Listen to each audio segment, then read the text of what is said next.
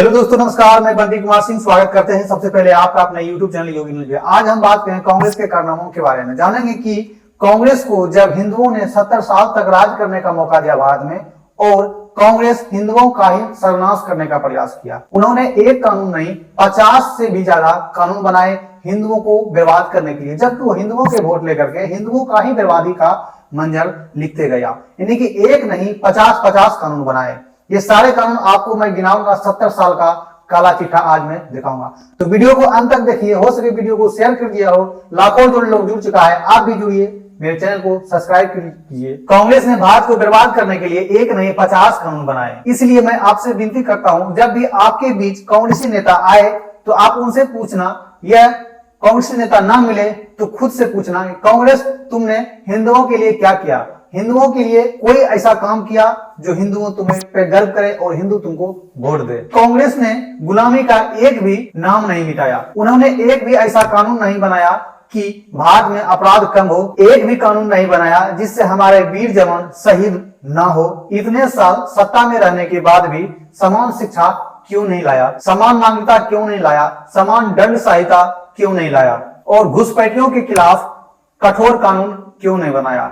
आज भी हमारे देश में लाखों नहीं, 10 लाख नहीं, 20 लाख नहीं, करोड़ों बांग्लादेशी मुसलमान भारत में आ चुके हैं और भारत को खजाना को नष्ट कर रहे हैं। तो तुमने इनको भगाने का अभी तक क्यों नहीं काम किया? वोट लिया हिंदुओं से और तुमने पाला मुसलमानों को, आतंकवादियों को, घुसपैठियों को। तुमने एक भी आतंकवादी को पाकिस्तान में जाकर के नहीं मारा, जबकि जब से बीजेपी सरकार आई तो पाकिस्तान के आतंकवादियों को खोज करके उसके देश में जा जाकर, चाहे एयर स्ट्राइक हो, चाहे सर्जिकल स्ट्राइक हो, चाहे जो भी स्ट्राइक हो, पाकिस्तान का आतंकवादी जो पाकिस्तान में बैठे हुए भारत को तोड़ने का सपना देख रहा है, उस सारे लोगों को सपना चूर किया बीजेपी सरकार ने।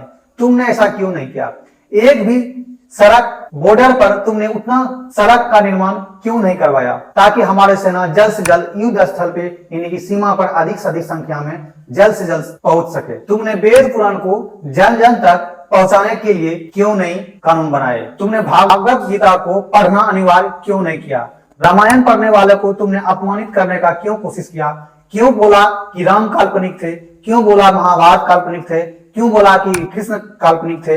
एक बार जरूर पूछना दोस्तों, यदि कांग्रेस वाले आपके द्वार पर वोट मांगने के लिए आएंगे तो। और जो भी कानून बनाया भारत हित में क्यों नहीं बनाया? हिंदू हित में क्यों नहीं बनाया? जितना भी कानून बनाया यह तो हिंदू को विरोध में है, यह मुसलमान आतंकवादियों को लाभ पहुंचाया है तुम्हारा कानून। जम्मू कश्मीर के 370 धारा 70 साल राज करने के बाद तुमने क्यों नहीं हटाया? तुम बोलता था कि 370 को छुआ देश में कयामत आ जाएगा और तिरंगा लेकर के कोई चलने वाला नहीं है। तो बीजेपी सरकार आई और 370 को समाप्त कर दिया। आज कश्मीर में भी लोग तिरंगा ले लेकर के घूम रहे हैं, तिरंगा अपने घरों पे लगा रहे हैं। और तुम बोलता था 370 हटा तो तिरंगा को कोई उठाने वाला नहीं है। क्या यही तुम्हारा 70 साल का शासन था?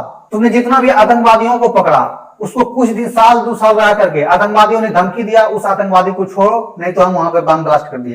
तुमने डरा और उन सारे आतंकवादियों को 2 से 3 महीना तक पाल करके, खाना पीना खिला करके फिर छोड़ दिया, ताकि हिंदुओं का सर्वनाश हो सके। भारत में फिर वही लोग आतंक विरोधी आतंक फैला सके, बम ब्लास्ट कर सके। आतंकवादियों को कितना छोड़ा ये तुम्हारे पास लिस्ट होगा ही, वही बोलना है दिखाने के लिए कि कितना आतंकवादियों को तूने डर से पकड़ने के बाद छोड़ दिया। जिसको गोली मार देना चाहिए उसको तुमने पकड़ करके, खाना पीना खिला करके, भारत का पैसा इन्वेस्ट कर करके छोड़ दिया। 1885 में जो तुमने कानून बनाया, भारत नागरिकता अधिनियम, लाखों बांग्लादेशी घुसपैठी मुसलमानों को भारत का नागरिक घोषित कर दिया। ऐसा तुमने क्यों किया?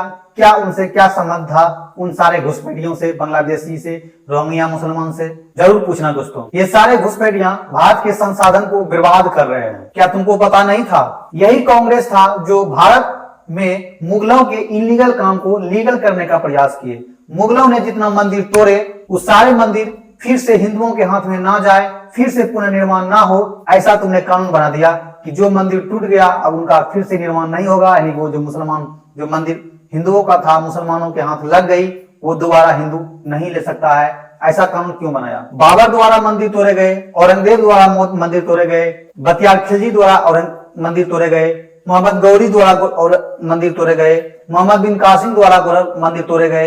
ये लाखों मंदिर जो टूट गए, जो समाप्त हो गए, वो हिंदुओं का मंदिर मुसलमानों के हाथ चल गए। इनका रिकवर क्यों नहीं करवाया?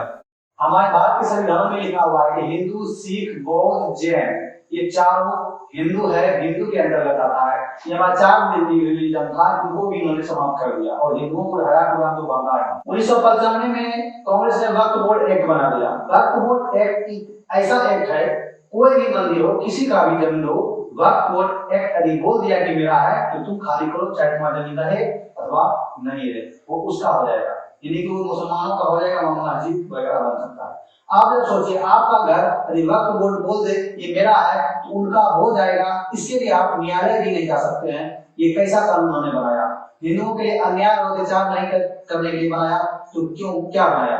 हिंदुओं को समाप्त करने के लिए नहीं बनाया तो किस लिए बनाया? 2010 में FCRA कानून बनाया। इस कानून के अंतर्गत तुमने ऐसा कानून बना दिया कि विदेश से कोई भी रुपया कितना भी भारत भेज सकता है और यही फायदा देश के गद्दारों ने उठा रहा है। पाकिस्तान से पैसा, सऊदी अरब से पैसा, ईरान से पैसा, इराक से पैसा, ना जाने कितना देशों से पैसा हमारे भारत में आते हैं और भारत विरोधी काम करते हैं, हिंदू विरोधी काम करते हैं और इस्लाम के प्रति कटुता फैलाते हैं। तुमने ऐसा कानून क्यों बनाया जो कि भारत विदेशी पैसा भारत में आए और वही पैसा का दुरुपयोग हो, देश विरोधी हो, बम ब्लास्ट हो, लव जिहाद हो, ये सारे हो? ऐसा कानून आपने क्यों बनाया? ये जरूर पूछना है कांग्रेस ही नेता आपके दरवाजे पर वोट मांगने के लिए आएंगे तो। इस सरकार ने तुमने ऐसा कानून बना दिया कि हजारों मंदिर जो तोड़े गए इसका पुनर्निर्माण नाश हो सके, यानी कि हिंदुओं के हाथ में फिर से वो मंदिर में कन्वर्ट ना हो। क्या जरूरत थी कि यदि हमारा कोई सामान है खो गया है, कोई मेरा जमीन है किसी ने कब्जा कर लिया, क्या हम उसको फिर से रिकवर नहीं कर सकते हैं? तुमने ऐसा ही काम बना दिया कि यदि हिंदुओं का मंदिर टूट गया और वहां पे मस्जिद बन गया तुम रिकवर नहीं कर सकते हो। क्या यह कानून है? इसको कानून बोल सकते हैं, लेकिन तुमने इसको बना दिया। 2012 में मनमोहन सिंह की सरकार ने राइट टू एजुकेशन के तहत भारत के मदरसा को राइट टू एजुकेशन से समाप्त कर दिया, जबकि पहले भारत के मदरसा भी राइट टू एजुकेशन के अंतर्गत आता था। राइट टू एजुकेशन के अंतर्गत मदरसा से इसलिए हटा दिया कि लोग कट्टरपंथी फैल सके, भारत में उन्माद फैल सके, हिंदू मुस्लिम फैल सके। इसलिए मैं हिंदुओं को जगाना चाहता हूं कि कांग्रेस को ना वोट दे करके नरेंद्र मोदी यानी बीजेपी पार्टी को वोट दीजिए, ताकि यहाँ देश का बहुत ऊंची रफ्तार में विकास हो और हिंदुओं का नाम पूरा दुनिया में चले। कांग्रेस एक भी गुलामी का नाम नहीं मिटाया। लगभग 1 लाख से अधिक आज के हमारे देश में गुलामी का नाम से है, मुसलमानों के नाम से हमारे है। जैसे आप मुंगेर ले लीजिए, जमालपुर ले लीजिए, भागलपुर ले लीजिए, ये सारे मुसलमानों ने जो विदेश से आए हमला किए, यहाँ के हिंदुओं को मारा और अपना गांव बसा दिया, उसी के नाम पर के आज हम लोग चल रहे हैं। आज भी हमारे देश में औरंगजेब रोड मिलता है, बाबर रोड मिलता है, हुमायूं रोड मिलता है, लेकिन सुभाष चंद्र बोस रोड क्यों नहीं मिलता है? भगत सिंह रोड क्यों नहीं मिलता है? महात्मा गांधी रोड क्यों नहीं मिलता है? मैं पूछना चाहता हूँ कांग्रेस से और कांग्रेसी नेता से। इसलिए आप लोग जाग आइए, कांग्रेस को वोट ना करके बीजेपी को वोट दीजिए, ताकि आपका अस्तित्व ना मिटे और आप अपना अस्तित्व में रहें। चलिए अब मिलते हैं नेक्स्ट वीडियो में। तब तक के लिए आप हमारे चैनल को सब्सक्राइब करिए, लाइक करिए, शेयर करिए। लाखों लोग जुड़ चुका है, आप भी जुड़िए योगी नॉलेज। जय हिंद, जय हिंद राष्ट्र।